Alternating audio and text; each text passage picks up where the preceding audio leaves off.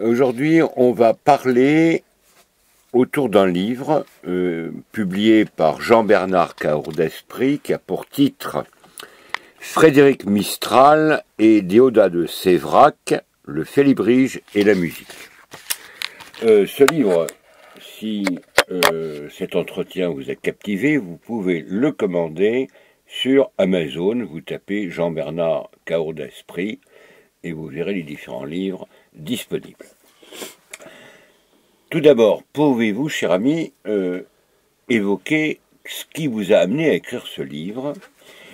Je suppose que, en grande partie, vous êtes venu à Mistral par Déodat de Séverac et la musique, plus que la poésie.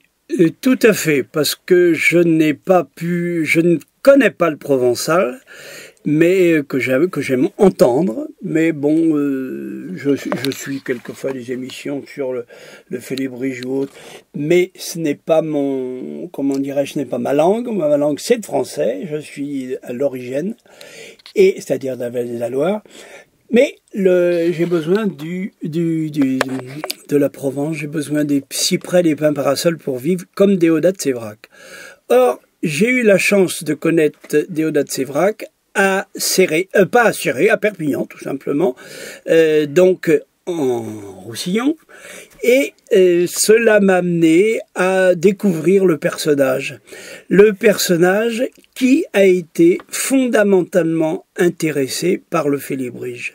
Il était félibre. D'ailleurs, on compare très souvent Déodat de Séverac à un Mistral de la musique. Effectivement, l'un s'intéresse à la parole, c'est Frédéric Mistral, c'est certain, c'est un poète, il a fait Mireille, mais il n'a pas commencé par ça. Il a commencé par la redécouverte des principes et des lois du folklore, disons le mot, du folklore provençal. Or moi, la Provence, j'y vais depuis ma prime enfance, et c'est aussi les cyprès, les pins parasols, même si quelquefois ça ressemble à la région toulousaine.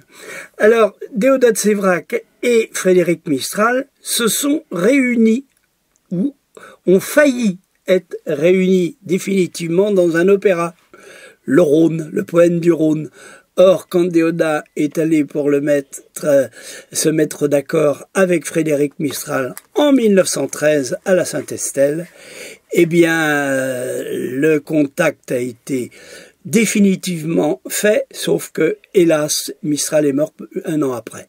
Donc, la résolution ne s'est pas faite, mais la musique de Séverac est inspirée, comme la culture de Mistral, par la campagne, les paysans, les danses, toute la vie folklorique en quelque sorte. Alors lui, il l'a fait rentrer dans sa musique, mais c'est un musicien français et il se considère comme tel. D'ailleurs, toute la première partie de son œuvre va être dans le chemin des symbolistes, plus des romantismes. Or, déjà, le symbolisme, vous savez que ça attire au goût pour la terre, au goût pour tout ce qui est culture populaire. Et c'est pour ça qu'il se qualifiera comme musicien régionaliste. Est-ce que j'ai pu... Oui, est-ce que vous pouvez évoquer dans les grandes lignes ça, c'est la vie de Mistral? Alors, la vie de Mistral, elle est à la fois très simple et très compliquée. Il a fait des études de droit.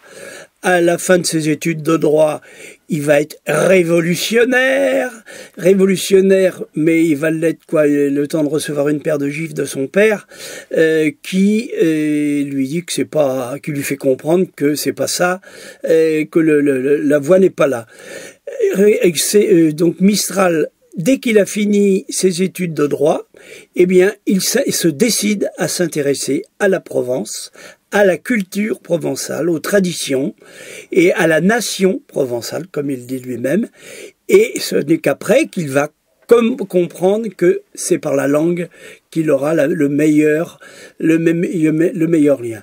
Alors, il crée, je crois que c'est en 1854, le félibrige avec quelques poètes provençaux comme lui, et il s'intéresse là à relever a recréé pratiquement une langue provençale, parce que les Provençaux eux-mêmes vous diront, moi je suis de telle région, on ne parle pas comme le provençal de Mistral. Alors, il s'intéresse à ça, et avec tous ses amis, ils vont rechercher tout ce qui peut être intéressant pour rappeler, pour conserver le pays. Il ne faut pas oublier qu'à l'époque, on est tombé dans le matérialisme de républicain et on veut oublier, d'abord, la langue, deux, toutes les traditions, et il faut que tout le monde soit pareil. Et Napoléon va entériner la chose. Alors, ils vont créer le conservatoire de la culture provençale, et ils vont faire un musée. Ce musée qui existe toujours. Il a été fermé pendant 2 ans, je ne l'ai pas revu récemment, mais à l'époque, encore il y a 2-3 ans, on voyait les étiquettes que Mistral lui-même avait écrites autour des produits, des robes, des objets provençaux. Alors, il va, par son amour pour la langue régionale, il va se lier avec un Catalan, et là c'est toute une autre aventure. Ça va être une espèce de croisade qu'ils vont créer. Mais bon, Mistral n'est pas un politique très avisé, et il va comme beaucoup de gens d'ailleurs, même Maurras, qui était républicain d'abord, ils vont tergiverser, mais un jour Mistral finira par être au contraire farouchement monarchiste et puis régionaliste. Ça, c'est le fond de son âme. Mais on peut être régionaliste et républicain. Alors, il s'est d'ailleurs rapproché au cours de sa vie de Charles Maurras. C'est Charles Maurras qui s'est rapproché de lui. Oui. Charles Maurras, ça a été un disciple. Et j'ai un livre là, à côté de mon lit, de Maurras sur Mistral. C'est à propos de sa quête sur... mais bon, c'est un petit peu compliqué. Le livre le plus intéressant, à part le mien bien entendu, sur Maurras, sur Mistral, c'est ses mémoires. Les mémoires qui existent à la fois qu'il a écrit lui-même, en provençal et en français. Moi, je le lis dans le français. Est-ce que vous pourriez très rapidement évoquer un peu la pensée politique de Mistral, régionaliste, homme de racinement, de foi, de grande foi, c'est en ligne Mireille, on a l'impression de trouver un poème presque d'inspiration médiévale, d'une grande pureté, ou on peut le comparer à Dante. C'est plutôt comparable à Virgile. Et d'ailleurs, Dante, bien sûr, faisait partie de ses pères spirituels, mais c'est plutôt à Virgile. Et Virgile, d'ailleurs, il le fait en 12 chants, Mireille, comme lui. Mais bien que lui se compare plutôt avec Homère, mais bon, c'est peut-être tout simplement une parole qui a glissé, parce que avec Déodat Séverac, c'est justement ce qui va les réunir, ils vont se trouver un père spirituel dans Virgile. Déodat connaissait tellement bien Virgile qu'à Mario Meunier, c'est lui qui le rappelle, Mario Meunier, qui se promenait dans les rues de Paris. À l'époque, on marchait beaucoup, et il racontait Virgile dans le texte, comme ça, par cœur. Mais justement, ça nous rappelle à la question que vous m'avez posée, quel rapport entre Mistral et le Félibrige ? Eh bien, tout simplement, Mistral, on ne va pas dire que c'est le père du Félibrige, il faut remonter... si, c'est le père du Félibrige, je veux dire, le père du régionalisme.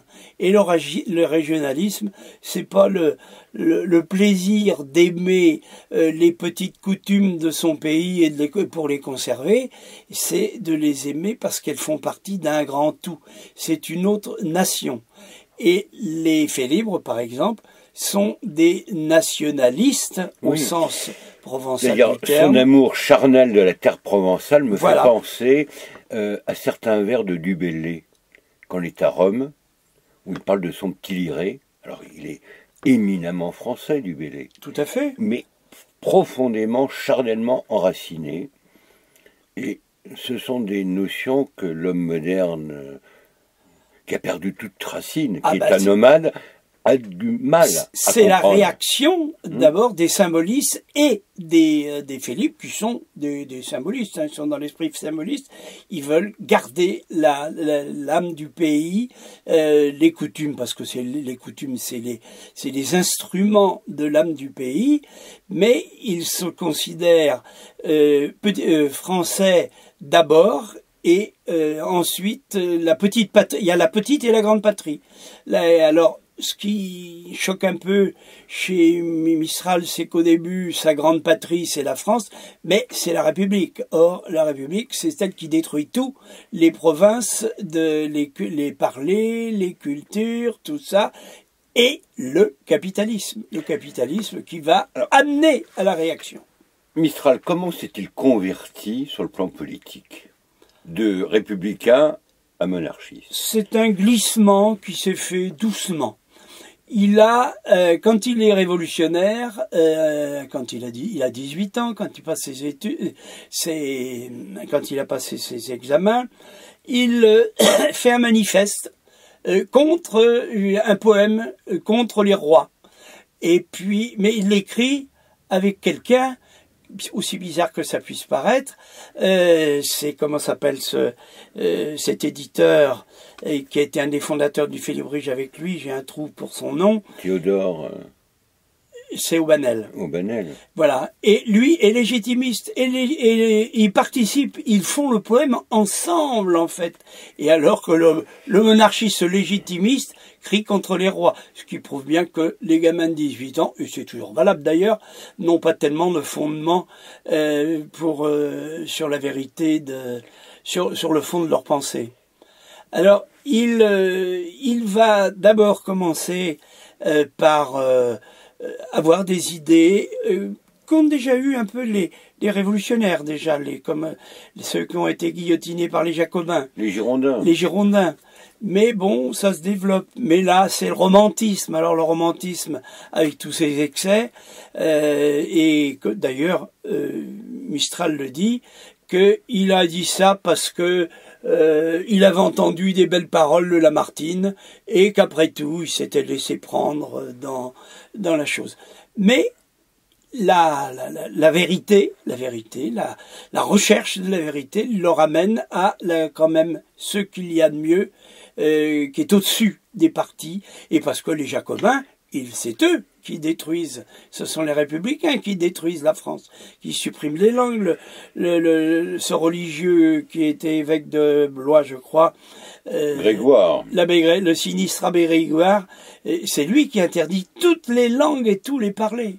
Or, si on veut supprimer la liberté d'un pays, c'est de supprimer sa langue. Comme disait mon ami Anne Brassier, quand on veut, les gens parlent, les esclaves parlent la langue de leur maître. Donc là, on veut les obliger à parler le français. Donc, puis je rappelle Bonaparte qui fait apprendre le français partout, à la même heure, dans toutes les mêmes écoles. Donc Mistral vient à la monarchie beaucoup plus par enracinement local que à la suite d'un raisonnement comme Maurras. C'est ça. Mais Maurras, il a commencé pareil, hein, en fait. Maurras, il a commencé par être républicain et même critiquer la monarchie. Oui, mais Maurras est avant tout un positiviste. Il arrive à la monarchie par un raisonnement. Il arrive à la monarchie. Oui, bien sûr, mais est-ce que c'est seulement un raisonnement? Et puis, qu'est-ce qui conduit notre raisonnement? On ne va pas, défendre un système qui est contre nos idées, notre sentiment. Parmi les faits libres, qui sont presque tous plus ou moins monarchistes, Mistral est peut-être le plus libéral, mais il y en aura d'autres après qui vont être franchement rouges. Or, au début, Mistral est critiqué quand il fait sa première apologie, parce que tous les pseudo ou pré-régionalistes sont quand même enracinés dans la République. Ils sont députés, c'est leur salaire, c'est leur intérêt. C'est quand même une période de confusion. Alors, comme Mistral est à la fois un poète, donc un homme sensible, eh bien, il saura attiré. Et puis l'histoire de la Provence, c'est l'histoire, c'est un royaume quand même, ou un comté royal. Et qui a été marqué malheureusement par la Révolution française. De nombreux martyrs, on peut penser à ceux de Bédouin, d'Orange. Tout à fait, et c'est pour ça que justement, Mistral va comprendre que la République, c'est pas ce qu'il y a de mieux. Et alors, il se lie avec des Catalans, on a parlé des catalanistes, mais au début, les premiers ont été exilés en France parce que ils avaient comploté contre la reine Isabelle II. Mais Isabelle II, ça aurait très bien convenu à Mistral.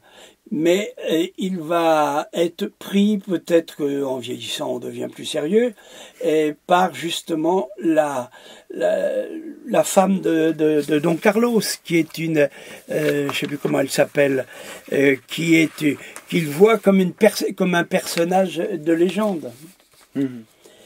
Mais auparavant, il va y avoir ce rapprochement avec les Provençaux et qui va se matérialiser en Provence, justement, par la Coupe au Santo. La Coupe au Santo, qui est un rituel, pas maçonnique, mais qui est un rituel ésotérique, en quelque sorte, ou pseudo-ésotérique, puisque tout le monde va boire dans la même coupe le même vin. Et Dieu sait s'ils en buvaient bien du vin. Les Félibres sont connus pour leurs grosses dépenses de Côte-du-Rhône et Côte-de-Provence. Donc la Coupe au Santo, qui est toujours le chant des régionalistes. Alors il l'échange à Avignon. Il l'échange, oui, mais elle est offerte par un Catalan. Elle est offerte par Balaguer, je crois, et pour faire cette communion entre les. Mais ils sont de différentes parties. Les uns sont républicains, les autres sont. Et c'est lui qui, quand il verra les bêtises que font les républicains catalans, eh bien, il leur dira, je comprends pas. Et c'est là qu'il commencera vraiment à devenir monarchiste. Je vais vous poser une question un peu délicate. Est-ce que vous pourriez dire quelques mots sur la modernité de Mistral, voir que c'est à la fois un homme de tradition et de modernité? Par certains côtés, il me fait penser à Gustave Thibon. C'est Gustave Thibon qui est plutôt mistralien. Oui, ça, d'accord. De toute façon, et il l'était sans aucun doute. C'est pas.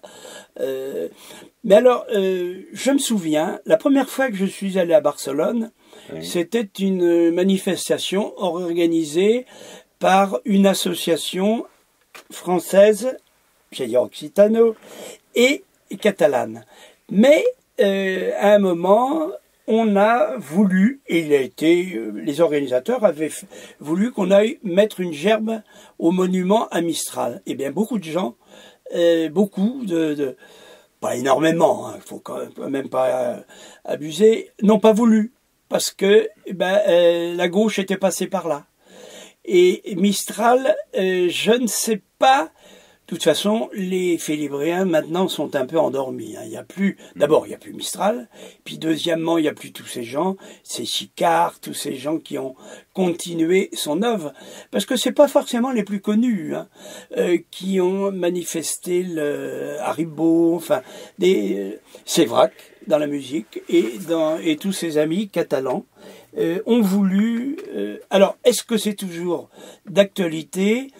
Je ne sais pas, puisque moi, quand j'ai fréquenté le Félibrige il y a un certain temps, j'étais un petit peu déçu par leur manque de pêche, leur manque de. Moi, Mistral, je l'ai découvert. Mais il n'est pas de droite, il n'est pas de gauche, oui. C'est pour ça qu'on lui en reproche. Moi, j'ai découvert Mistral il y a très longtemps, grâce à Don Gérard.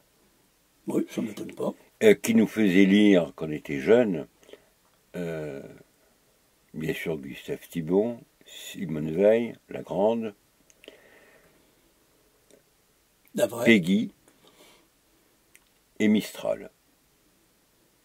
Et on voyait dans Mistral un homme à la fois d'enracinement et d'une grande foi. De toute façon, quand il était républicain ou qu'il était légitimiste, il a toujours été un homme de foi. Ça, excusez-moi, mais les Jacobins, hein, c'est quand même pas... Il y a eu des socialistes au Félibrige, des anticléricaux, des Félibres rouges. Je n'ai pas les noms, mais ils sont, je les donne dans mon livre, comme on dit. Mais si je voulais faire le portrait en 3 mots de Mistral, un grand chrétien, et un homme de foi, d'abord, c'est-à-dire un grand chrétien, et un homme qui croit dans sa patrie, dans la terre de ses pères, et quitte à accepter même des erreurs qu'ils ont pu faire, mais qui saura, à la fin de sa vie, vraiment retrouver... C'est-à-dire que le vrai, et c'est pour ça que je regrette presque que sur la couverture de mon livre, on ait mis cette tête de Mistral jeune, alors que le Mistral que tout le monde se représente, c'est le Mistral vieux avec ses grandes moustaches et son grand chapeau. Vous voyez, là j'ai un santon qui représente Mistral, et j'allais dire, c'est presque l'uniforme. Celui qu'on voit sur tous les monuments. Et pourtant, il était jeune. C'est le moment où il commence à... Je ne sais pas quel âge il a sur cette photo. 25 ans, 30 ans. Oui, il est donc dans là, il est dans la poésie, il est encore en train de chercher. Mais quand vous pensez qu'il va avoir avec son merveilleux poème qui s'appelle Mireille, Mireille qui est d'ailleurs surtout plus connue par l'opéra de Gounod, mais et beaucoup de Provençaux ont critiqué l'opéra de Gounod, disant oui, il a presque démistralisé. Or, désolé, ils ont travaillé ensemble.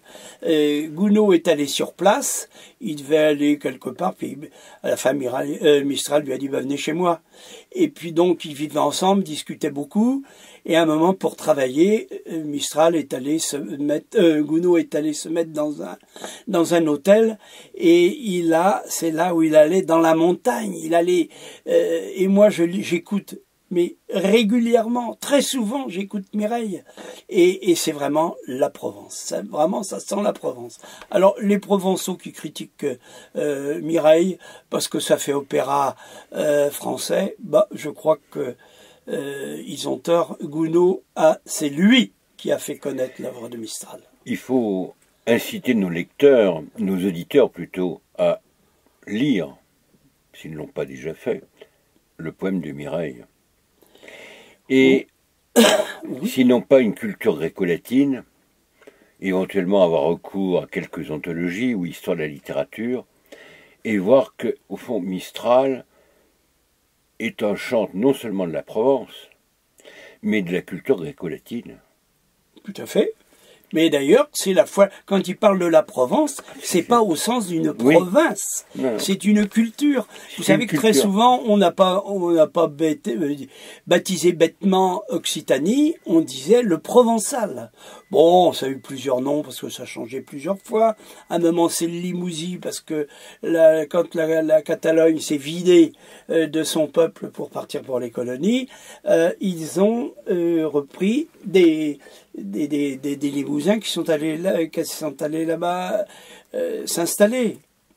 Bon, le provençal, c'est donc à la fois une langue, un esprit. Alors maintenant, on tente à lui substituer le mot Occitanie, qui finit par avoir une certaine légitimité. Parce qu'avec le temps, mais Mistral n'a jamais connu le mot Occitanie.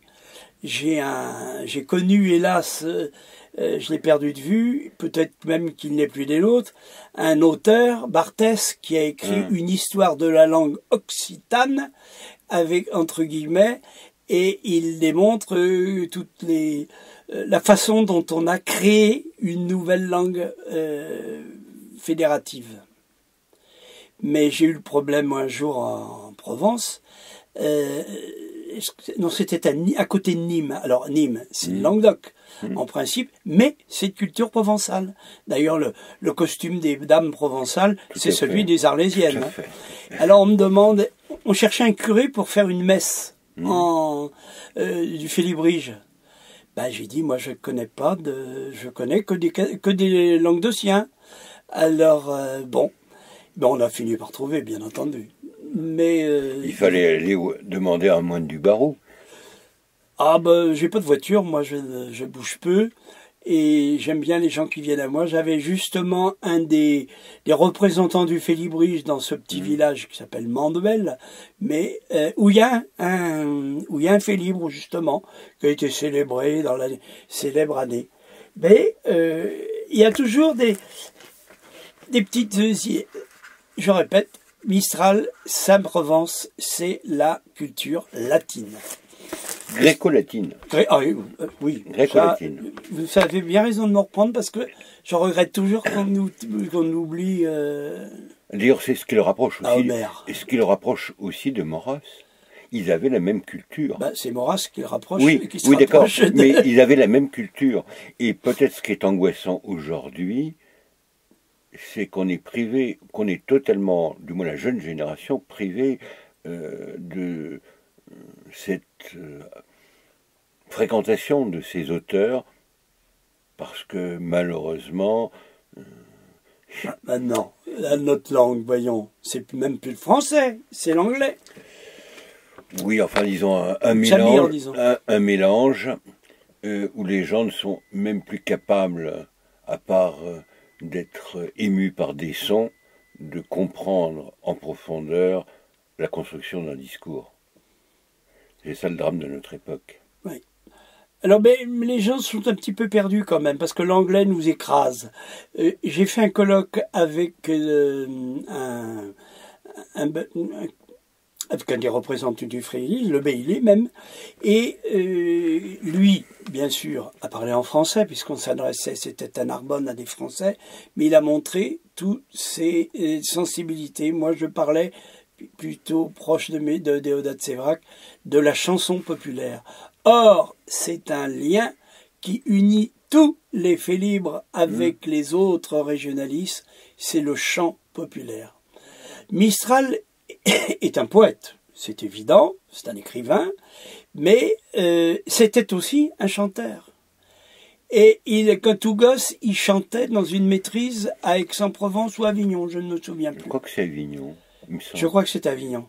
Mais j'ai dévié parce que je voulais dire que le livre que je proposerais aux gens de lire d'abord, ce n'est pas Mireille, mais c'est les mémoires. Et c'est passionnant. C'est raconter, c'est Mistral qui raconte sa vie à travers des anecdotes et qui permet de comprendre tous les autres régionalistes qui sont, malgré tout, des démarques du Félibrige. Et d'une France qui a disparu. Mais... Parce qu'on pourrait éventuellement, mais ce serait un autre sujet, comparer ses mémoires avec celles de Renan. Tout à fait d'une autre région de Bretagne, et on voit qu'il y a des points communs dans la vie des paysans de l'époque. Je ne connais pas Renan, je vais vous dire que je suis plutôt attiré par les cyprès, les parasols. Et puis depuis l'âge de 10 ans, je vais en vacances en Provence, et je regrette qu'une chose, c'est pas y finir mes jours. Mais après tout, je suis angevin, et chez nous, c'est le pays du roi René. Le roi René, c'est le roi d'Aix-en-Provence.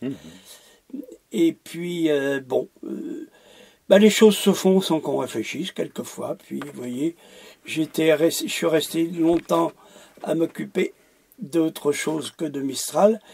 Mais on ne peut pas l'abandonner quand on s'intéresse à Déodat Sévrac. Et j'ai voulu commencer ma collection Cultures et Traditions, non pas par un livre russe, mais par un livre sur la Provence.